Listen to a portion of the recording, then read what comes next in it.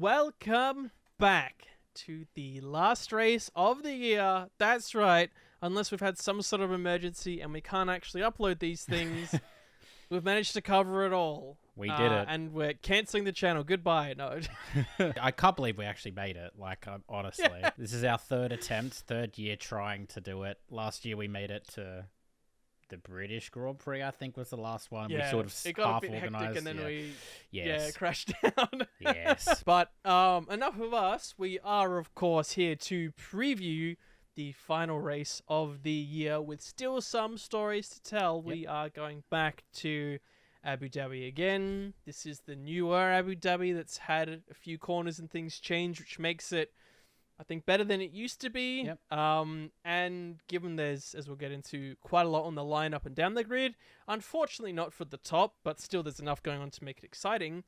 And with how close this grid seems to be, hopefully we're still in for a good event. Mm-hmm. What do you think? You think this is going to be fine for a race around here? I think so.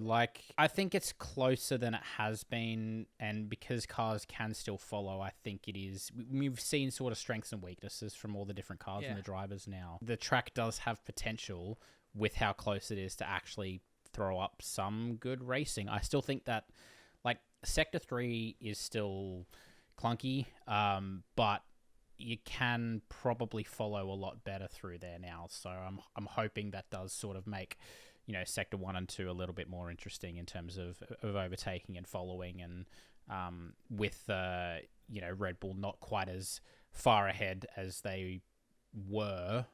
It's kind of weird to say given it's their most dominant season, but it feels like they aren't nearly as far ahead as they were this time last year. But despite that, they already have the 1-2 secured. So I think for this one, it's just kind of hey, we're gonna, whatever happens. They've already got what they want. Yeah, Max, obviously, as you mentioned in the Vegas debrief, he's the only driver now to finish every single lap. So he could, if he finishes this one, then he goes to a full season without a retirement, which is quite insane. But yeah, I mean, he's going to want to win it, isn't he? And he's still, of course, still the favorite. He's still looking to break records for most races won in a season, most points, all that jazz, which of course helps with it being such a long season, but it doesn't make it any less impressive. I think he has deserved it, and it hasn't just been a straight walk. So we'll have to see if he can finish it off here. But as we say, there are plenty of other battles going on, both in the drivers and in the constructors. I guess the battle for the highest place in the drivers. I haven't really looked too far down. I imagine there's still a few drivers which could change around lower down. But we have this battle for fourth, which at the moment is being led by Sainz, but a trio of drivers aren't too far behind him, closest of which is Alonso and Norris. Leclerc's a little further behind, but not if impossible. He was to place high and the others place low, he could jump all of them, and he has been on some form recently. He finished P2 here last year, so yeah. So it's really hard to say, even if you look at Ferrari, McLaren, Aston. Yes, you could maybe talk a bit about Aston being a bit weaker, but then we saw that sometimes they can just spring a surprise. Alonso could be motivated to just smash it out the park here. We did hear during and after Vegas that Ferrari apparently was saying they don't expect to be strong here. Now, they could just be saying that, as they did in places like Mexico, or maybe they do think they won't be as strong here, and maybe an Aston or a McLaren could supersede them. It's quite important for that battle in the drivers. I guess, what are you thinking? Do you want to hedge any bets? You think someone might be stronger than someone else here? Yeah, well, I could, but that might give away my predictions. I was going to say, I think there might be a bit of that. Yes. So we might need to wait on that. There are battles in the constructors as well. So we do have both a battle for second, which Mercedes and Ferrari are only 4 points separated, which is basically nothing. Yeah. And McLaren and Aston, although it's a bit of a bigger gap there, I think it's like 11 or so points. A big weekend podium from any of those could swing it either way. Yep. There is still kind of the fight for the lower teams, but I think we said that, if we expected any of them to almost close up against each other in Vegas, now with one race left, it's going to need something very lucky, a heroic effort for someone to... Yeah. So AlphaTauri, there's 7 points between Williams and AlphaTauri.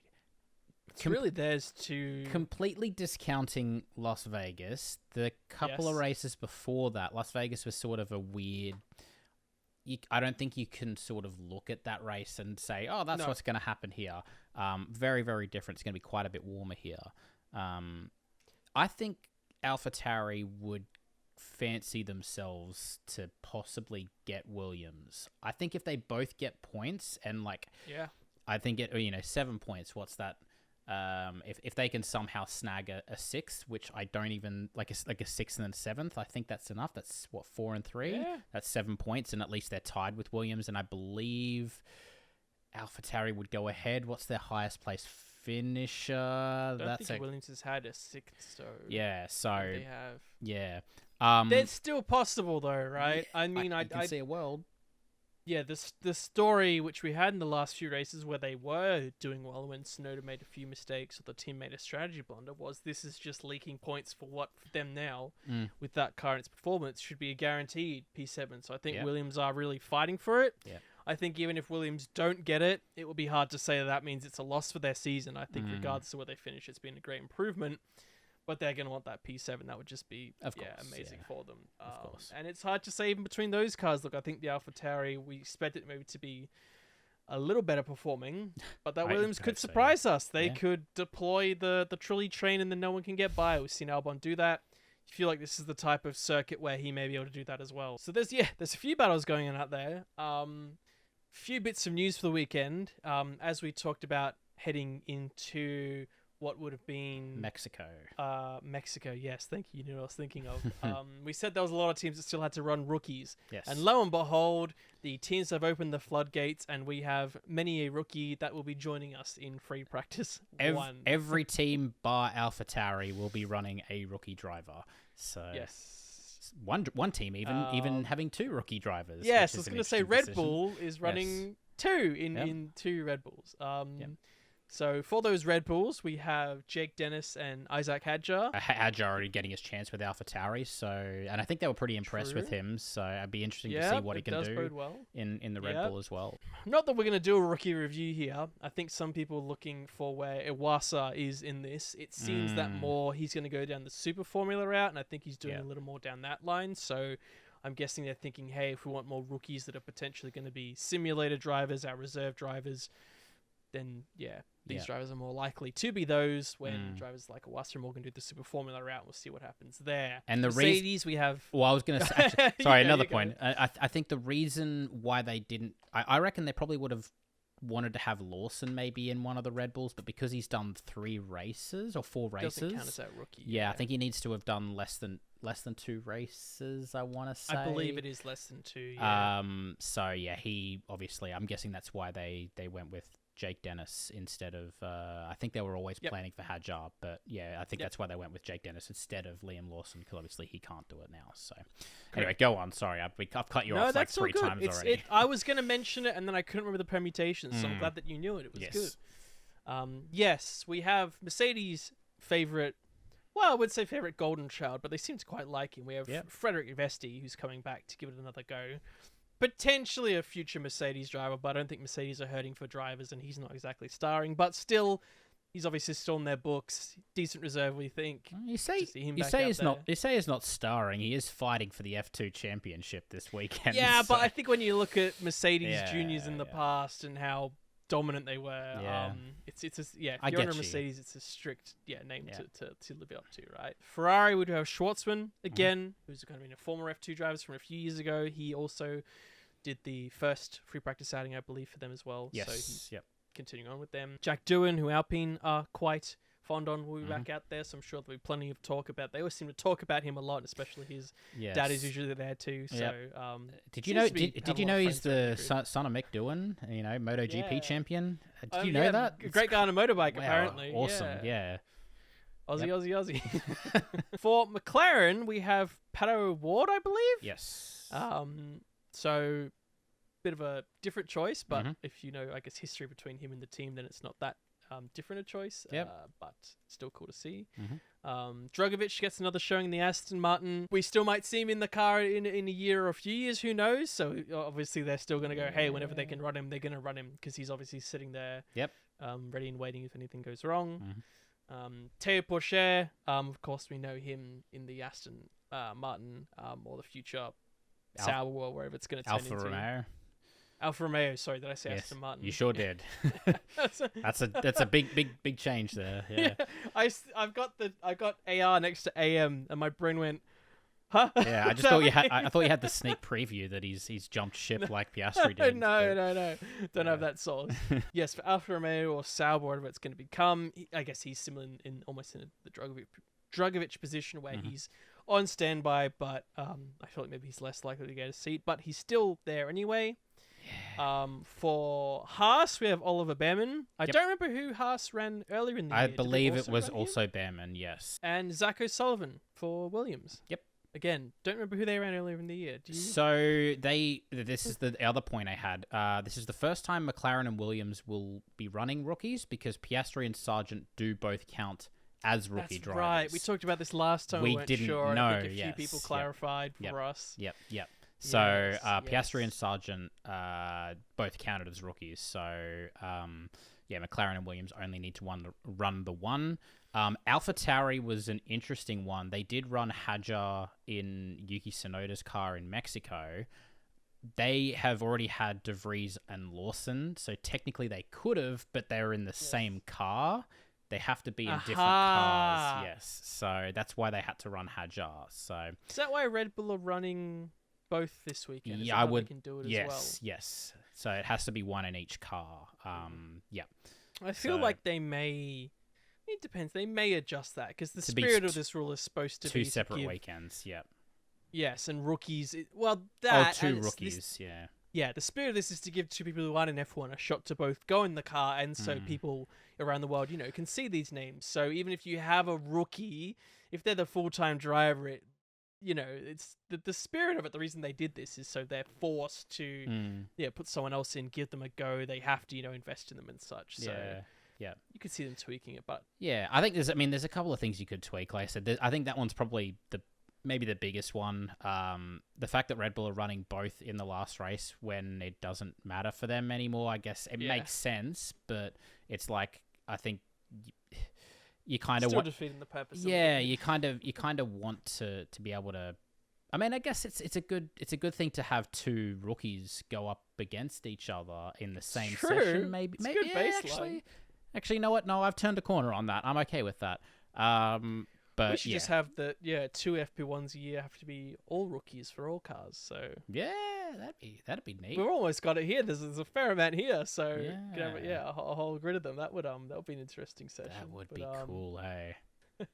I don't know how when they have logistically. The postseason testing for rookies, that's almost what it is. Yeah. That's true, except to make sure their rookies available for that date if they're not committed to something else. Yeah. But, hey, they could make it happen. I don't know. Rookie's going to be able to make room for it if they get to drive an F1 car. Anyone's going to make time for that, right? I had a look. I swear there was more notes I had on this place, but apparently I don't. I don't know if you had anything. That's all I had as well. That's all I could find. So.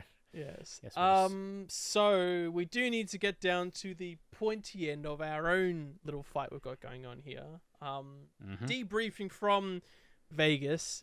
Despite the craziness, you were ever so close to basically sealing the deal, and yet it was snatched away from you basically on the second last corner, I guess it would be, or third last. However, they do those last few corners and numbering. But I'm happy for Charles, but he fucked me. He fucked me big there. Yep. We were both disappointed in more ways than one from that overtake. Yeah, true.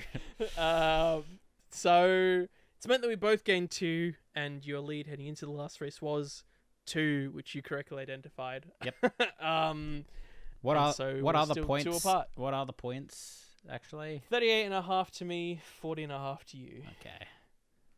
All right. I'd like to know what it's out of a potential. Yeah, I might do that next year. Yeah, let's get into it. Yep. We do, I guess, need our bonus position. This is big for you. Yeah, but I don't know if I want a hard number or a easier number. I don't know. You're rolling the dice here, so I know. it's on you. I'm not cheating. I'm gonna click the link. Yep. Ready? In 3, 2, 1.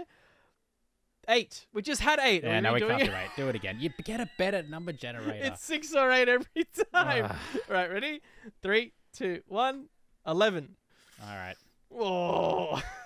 fudge. That's a tough one. Oh, dearie Albon. me. Okay, yep. Yeah, let's go Gasly. I'll say it's Gasly.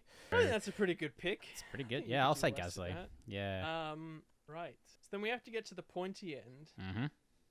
There's two ways I could have gone about mine, and I still don't know You were what's having the better way to commit. A real crisis before we started recording. Given this. the importance of your choices, because I can play safe and more or less bank it, but you I think need. I just gotta go for broke. I think almost I don't want to explain it. I just want to put it on the screen and then leave. And sign it off. I don't know. It's just go for broke. All right. Hail Mary. Well, I mean, I could do mine because I've obviously you know what, I've got Max P1. Big surprise. See you next surprise. week, folks. Hey, I'll let you fantastic. cover it out. And then we'll go. Beautiful. When I win, you won't even be here. It'll just be me, and like no side by side, but it's I'm just an going empty to screen. celebrate. Yeah. I've won. I'm so confident. Yeah. Okay. Sure. Yeah. The booze is coming out. He's tonight. gone to Ibiza to celebrate and get drunk. Yeah. I'm fine, yeah. Max. But yeah, P1 Max. I still think, you know, particularly Abu Dhabi last year, he was super strong here as well. I know it is quite a bit closer, but you know that Red Bull is still super dominant, and you know if the car isn't broken now, I don't think it ever will. It'll run forever and ever. So he'll get P1. I'm just going to run through my P2 and my P3, and then you can have whatever crisis you want to get through it. P2, I've got Norris. I think he'll bounce back really strongly. I think again this track's probably even more suited to the McLaren than even Vegas was. And yeah, given the pace even they had with Piastri in Vegas, I think Norris will bounce back from that crash and take P2 like he has been in most of the races the back half of this season. And P3, I will go with Lewis Hamilton. I think, again, pace with the Mercedes in Las Vegas and previous races, I think he's, even if the results don't show, I think he's on pretty top form at the moment, and generally the Mercedes is pretty good here. So yeah, we'll just go Max Norris Hamilton. That seems a pretty safe bet to me. So ball's in your court, brother.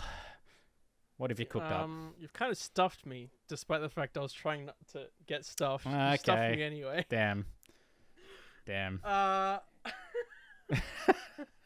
kind of just need to wedge it sideways even further now. What did you have initially, out of curiosity? Let's say maybe the P2 and 3 I have echoing very similar thoughts to what you were having. And therefore, what did you expect me to have? Did you expect me to have Perez and Leclerc again? No, I don't know. Sometimes I feel like maybe you didn't get the tidbit. You thought Ferrari would be strong here. No, it's hot and the tire wear's going to be bad and they're going to slip back. Come on. My P1 doesn't change. Okay. It's everything else that changes. Okay. I'm just going to flip my P2 and 3. This gives me an edge. So yes, I guess I can echo your statements on Norris and Hamilton. That's the reason I had them P2 and 3. So instead I'm going to flip them. Okay. Because I can't have the same. Okay. That at least gives me some leverage. Really hard to say on that McLaren. Yeah. That's it. Just really hard to say on that McLaren. Yep. We still know it's strong, but it feels like it could be anywhere right now. Hamilton's traditionally liked it here, so I think it's fine to bet on him. I think P2, P3, yeah, let's say they can interchange them, and not just because that's what I've done anyway. P1, you know, I can't just go the same for P1, right? We got to go bold, we got to go brash. But what have I gone with? Have I gone Scarlet Red? Do I think that the curse will be broken? No. The lucky 13 pole will be broken? No. Do I think that Alonso will get that win that after the first race he said we're going to win? Nope. Do I think that Albon will both get P1 and P11? That's right, triple ones. That'd be neat. Impressive as well. You going Checo P1, are you? Yes. Wow. Let's go! He's losing his mind, folks. You've seen it here first. We'll see you in the debrief. There is P1. Let's do it, baby. Oh, Tears off and reveals the Checo shirt underneath, which I don't have. Plays the Mexican national anthem. That's bold. I didn't expect that at all. I thought, like, if you were gonna do anything, like maybe you'd bank on like a Norris P1 finally, but a Checo P1 and no Max in the top 3. That's I had him P2, and then I thought, stuff it. Okay. His right ends here. Maybe he burns out. Maybe something else. Yeah. You know what? I got it right last time. You I did get it right last time. You did get it right last time, and that yielded many points. Anyway, this has gone on far longer than it needs to. We can end this. Be sure to tune into our debrief. Where we shall, I guess, go over the results and the race and a little bit of the season as a whole. But look, I think it's been a really good season overall. Hopefully, it ends on a high and not just a fizzle. I'll admit that sometimes this race is one where sometimes I take a couple of days to watch. Sometimes I just go, I'm not expecting much here, so I'm just meh. But I'm actually quite excited. So hopefully, we're not too late to reviewing this as well and getting our thoughts up. And then But hey, in the meantime, if you get a chance, if you're listening to this before the big weekend, then do let us know what you think will happen. If you've got any sort of side predictions, if you know. Who you're excited to see? Who's your favorite rookie? Let us know. You're excited to see a rookie out there. This is the session to root for the stars of the future. But otherwise, take care, everyone out there, and we will catch you in the debrief. Bye-bye.